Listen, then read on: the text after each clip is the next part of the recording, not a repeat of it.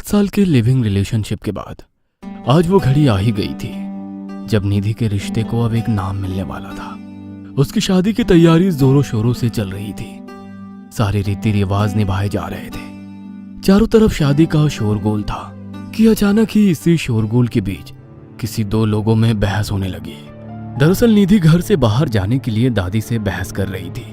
दादी ने कहा, बेटा तुम्हें हल्दी लग चुकी है, इसलिए अब शादी तक तुम्हारा घर से बाहर जाना बंद। इस पर निधि ने कहा, अरे दादी, आप भी क्या पुराने जमाने की बातें कर रही हो? अब इस हल्दी से मेरे बाहर जाने का क्या संबंध? पर दादी निधि की बात मानने को राजी नहीं थी। उन्होंने भी निधि को जवाब देते हुए कहा, बेटा तुम आजकल के बच्चे कुछ नहीं समझते हो। शादी ब्याह के समय हमारे ग्रह कुछ कमजोर हो जाते हैं और इस समय का फायदा उठाकर बुरी आत्माएं हमें नुकसान पहुंचा सकती हैं। दादी की ये बुरी आत्मा वाली बात सुनकर निधि जोर जोर से हंसने लगी थी। निधि की मम्मी ने उसे इस तरह हंसते हुए देखकर तुरंत डांट लगा दी थी, जिससे नाराज होकर निधि ने चिढ़ते हुए सबसे कहा, आप लोग भी कैसी बातें कर रहे हो? आज दुनिया चांद पर घर बसाने की सोच रही है और आप लोग इस भूत प्रेत के चक्कर में पड़े हो। चुप करो निधि, हर बात में हमसे बहस करना जरूरी नहीं है। तुम्हें जो कुछ भी चाहिए वो ऑनलाइन ऑर्डर कर लो या फिर हमें बता दो, हम ले आएंगे, लेकिन तुम्हें घर से बाहर जाने की इजाजत नहीं है। निधि की माँ ने अपनी बात साफ साफ कह दी थी। जाहिर है ये बात सुनकर निधि को जरा भी अच्छा नहीं लगा था, इसलिए ही वो बिना किसी से कुछ कहे ही अपने कमरे में चली गई। पर निधि जैसे ही अपने कमरे में गई तो देखा उसका फोन लगातार बजे जा रहा था। पहले से 9 मिस कॉल भी पड़ी हुई थी और ये सारी कॉलें निधि के मंगेतर वीरेन के ही थे। उसने भी भारी मन से फोन उठा अपने मंगेतर को सारी बात बता दी, पर वीरेन ने निधि की सारी बातें सुनकर उसकी उदासी को एक पल में गायब कर दिया था, क्योंकि वह खुद निधि के घर के पीछे बने पार्क में उससे मिलने आया था। और जब ये बात वीरेन ने निधि को बताई तो उसने एक पल में अपनी माँ और दादी की बात को दरकिनार कर बिना किसी को बताए उससे मिलने पार्क में चली गई। दोनों ने जैसे ही एक दूसरे को देखा तो एक दूसरे के सीने से लिपट कर चूमने लगे थे। फिर खुद को शांत कर दोनों एक दूसरे से बातें करने लगे और बातों ही बातों में वीरेन ने निधि को बताया कि हनीमून के लिए उसने मेघालय जाने का प्लान किया है और यही खबर वो उसे देने आया था। सारी बातें होने के बाद दोनों अपने अपने घर चले गए और फिर धूमधाम से शादी होने के बाद दोनों प्लान के अनुसार मेघालय हनीमून को जाने के लिए चल दिए। पर हनीमून पर जाने से पहले निधि की दादी ने निधि को साफ साफ कह दिया था कि देर रात तक मत घूमना, क्योंकि तुम्हारी हल्दी और मेहंदी का रंग अभी भी फीका नहीं पड़ा है। पर निधि ने हर बात की तरह इसे एक कान से सुन दूसरे से निकाल दिया था। पर अभी तो ये बुरे वक्त की शुरुआत भर थी, क्योंकि निधि जब से मेघालय गई थी तब से चुपचाप और गुमसुम सी पड़ी रहती थी। और तो और यहाँ तक कि उसने वीरेन को खुद को छूने तक नहीं दिया था। वीरेन को भी निधि का ये बर्ताव खटक जरूर रहा था, लेकिन महज इसे निधि की थकान मानकर वो सारी बातें दरकिनार कर देता था। लेकिन ऐसे ही जब वो दोनों मेघालय के बाजार में घूम रहे थे और अचानक ही वीरेन ने निधि के कंधे पर हाथ रखा तो वो जोर जोर से चीखने लगी थी। निधि की चीख सुनकर आसपास के सभी लोगों ने दोनों को घेर लिया था। उन्हें लगा कि वीरेन निधि के साथ कुछ बदतमीजी कर रहा था, लेकिन जब वीरेन ने सबको सच बताया तो लोग अपने आप ही समझ गए थे। पर इस वाक्य के बाद वीरेन अब निधि के हाव भाव को ध्यान से देखने लगा था। और जब वीरेन का शक धीरे धीरे बढ़ता जा रहा था तो एक शाम उसने निधि से पूछ ही लिया, ये क्या मजाक है निधि, तुम्हें क्या हो गया है, तुम ऐसा बिहेव क्यों कर रही हो? पर जैसे ही वीरेन ने निधि को फिर से छुआ, निधि वापस चिल्लाई और उसने वीरेन को खुद से दूर झटकते हुए कहा, मैंने कहा ना तुम दूर रहो मुझसे, उसे अच्छा नहीं लगता। उसे अगर गुस्सा आ गया ना तो वो तुमको भी नुकसान पहुंचाएगा। निधि की बातें वीरेन को समझ नहीं आई थी, पर इससे पहले वो कुछ और पूछता, निधि एकदम से बेहोश होकर जमीन पर गिर गई। वीरेन भी होटल वालों को बोलकर तुरंत ही डॉक्टर को बुला लिया। डॉक्टर ने कहा, देखिए थकावट की वजह से इन्हें तेज बुखार चढ़ गया है, आप घबराइए मत, मैंने इनको इंजेक्शन दे दिया है, ये सुबह तक ठीक हो जाएंगी। पर वीरेन के मन में कुछ और ही सवाल गूंज रहे थे, इसलिए उसने निधि की माँ को फोन कर उन्हें सब कुछ बता दिया। निधि की माँ यह सब सुनकर परेशान हो गई, लेकिन उन्होंने जाहिर नहीं किया और वीरेन को तसल्ली देते हुए बोली कि तुम घबराना मत, सुबह सब कुछ ठीक हो जाएगा, मैं तुम्हें सुबह फोन करूंगी। अगली सुबह निधि का बुखार थोड़ा कम हुआ, लेकिन उसका शरीर एकदम पीला हो गया था। वीरेन निधि के लिए चाय लेकर आया और उसने निधि से पूछा कि अब कैसी हो।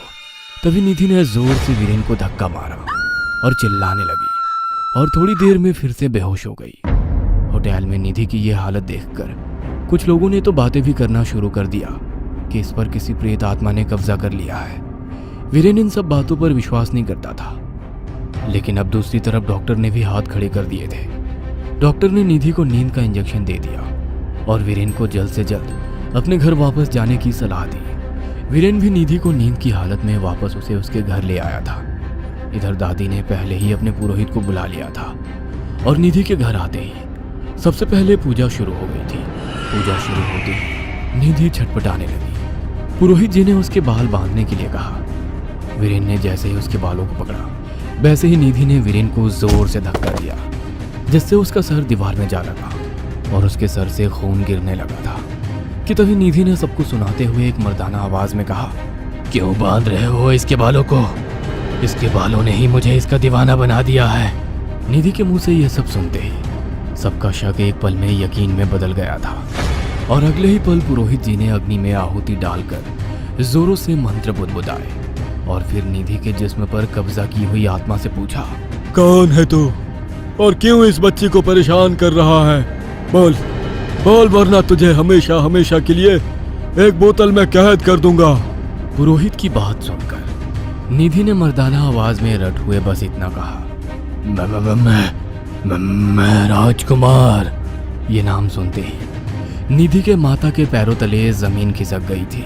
वीरेन ने भले ही निधि के मुंह से ये नाम पहली बार सुना था, लेकिन उसके घर वाले इस नाम से अच्छे से वाकिफ थे।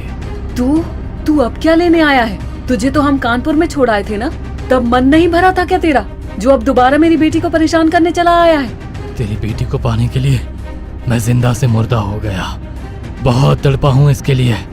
अब जो ये मिली, इसे किसी भी हाल में खुद से अलग नहीं होने दूंगा। पुरोहित के साथ साथ वीरेन को भी कुछ समझ नहीं आ रहा था, इसलिए दिल पर पत्थर रखकर निधि की माँ ने सबको सच सच बताते हुए कहा, ये राजकुमार है। जब हम लोग कानपुर में रहते थे, ये मेरी बेटी से प्यार करने लगा था। इसने मेरी बेटी को बहुत परेशान किया था। हालत इतनी खराब हो गई थी कि हमें इसके डर से दूसरे शहर में शिफ्ट होना पड़ा। निधि की माँ ने अपनी बात पूरी कर ही थी कि तभी राजकुमार ने गुर्राते हुए निधि की माँ से कहा, यह पूरा सच नहीं है, पूरा सच बता सबको। राजकुमार की बात सुनकर निधि की माँ एक बार फिर से सोच में पड़ गई थी। उसने पहले एक नजर आसपास मौजूद सभी लोगों को देखा, फिर पूरा सच बताते हुए कहा, कुछ महीने बाद जब मैं घर के कागजों के लिए वापस कानपुर आई थी, तो ये मेरा पीछा करने लगा था। मुझे लगा कि ये मेरे सहारे एक बार फिर मेरी बेटी तक पहुंच जाएगा, इसलिए मैंने इससे पीछा छुड़ाने के लिए एक मार्केट में गई और जानबूझकर शोर मचाने लगी कि इसने मुझे गलत जगह छुआ है, मेरे साथ जबरदस्ती करने की कोशिश कर रहा है। फिर लोगों ने इसे मानना शुरू कर दिया और मैं वहाँ से चली गई। इसके बाद क्या हुआ मुझे कुछ नहीं पता। इसके बाद मैं मर गया। लोगों ने मुझे इतना मारा कि अस्पताल जाते जाते मैं मर चुका था, लेकिन अब मेरी बारी है। अब मैं दर्द दूंगा। शादी के वक्त तेरी बेटी को घूमने का बहुत शौक है ना, मैं घुमाऊंगा उसे अब। वीरेन ने जब ये सुना तो उसे समझ आ गया कि निधि की इस गलती में वो भी बराबर का जिम्मेदार है, क्योंकि उसके ही कहने पर वो उस रात पार्क में उससे मिलने आई थी। लोग ये सब सुन शांत ही थे कि तभी पुरोहित ने कुछ ऐसे मंत्र पढ़े जिससे राजकुमार और जोर जोर से चीखने लगा था। तेरी जैसी जिद्दी आत्मा मरने के बाद और क्रूर हो जाती है। तुम जैसों को सबक सिखाना बहुत जरूरी है। बस फिर क्या था, एक के बाद एक पुरोहित मंत्र पढ़ता गया और राजकुमार निधि के जिस्म में ही तड़पता रहा, चीखता रहा। और जब उसे भी दर्द इंतहा हो गई तो उसने निधि का शरीर हमेशा हमेशा के लिए छोड़ दिया। सारा मामला अब शांत हो चुका था, पर जाने से पहले पुरोहित ने निधि की माँ से बस इतना कहा, अपने बच्चों को सही सलामत रखने के लिए हमसे बहुत बार गलतियां हो जाती हैं, इसलिए ऐसे राज परिवार के बीच में ही दफन रहे तो अच्छा है। यह कहकर पुरोहित राजकुमार की आत्मा को अपने साथ लेकर चला गया और पुरोहित के जाने के कुछ देर बाद ही जैसे ही निधि ने अपनी आंखें खोली तो उसे अपनी आंखों पर यकीन नहीं हुआ।